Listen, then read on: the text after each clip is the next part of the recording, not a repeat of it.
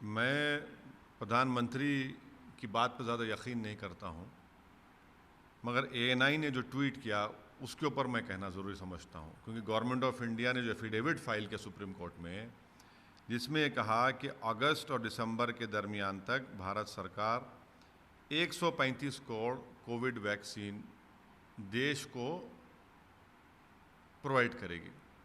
28 मई को प्रकाश जावड़ेकर साहब का बयान है कि दिसंबर तक मोदी सरकार 213 करोड़ डोसेस देगी। अब ये 213 करोड़ से 135 पर आप आ गए। हमारा पहला सवाल ये है कि फिर आपने झूठ कहा था क्या? यही बात जनाब पॉल साहब, जो नीति आयोग के साइंटिफिक एडवाइज़र, ने कहा था कि हम दिसंबर तक 213 करोड़ देंगे। दूसरी झूठ। तीसरी झूठ मोदी सरकार की यह है कि आज की तारीख में भारत बायोटेक महाना मंथली सिर्फ 50 लाख वैक्सीन दे रहा है, और मोदी सरकार देश को ये कह रही है कि जून में 50 लाख दिए हैं तो अगस्त से दिसंबर तक वो लोग 7 करोड़ 60 लाख डोसेस देंगे।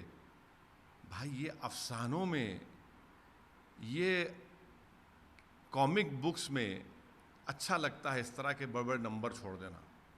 आप जून में 50 लाख और आप कह रहे हैं अगस्त से 7 करोड़ 60 लाख देंगे भारत बायोटेक। चलिए, वो तीनों पब्लिक सेक्टर अंडरटेकिंग को मिला भी लीजिए, जो गुजरात का कंसोर्टियम है उसको भी मिला लीजिए, तो ये इनका सरासर एक के बाद इनके झूठ, इनकी गलतियां एक्सपोज हो रहे देश की जनता के सामने। और मैं शुरू से कह रहा हूं कि इनके पास वैक्सीन प्रोक्योरमेंट की पॉलिसी शुरू से गलत रही है, अभी भी गलत बोला जा रहा है। भाई, लगाया जा रहा है, कैसे लगना चाहिए?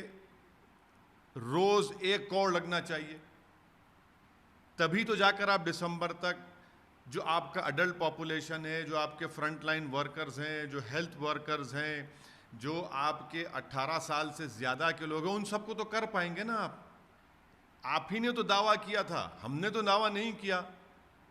आप ही ने कहा कि हम करेंगे, आप गलत साबित हो रहे हैं।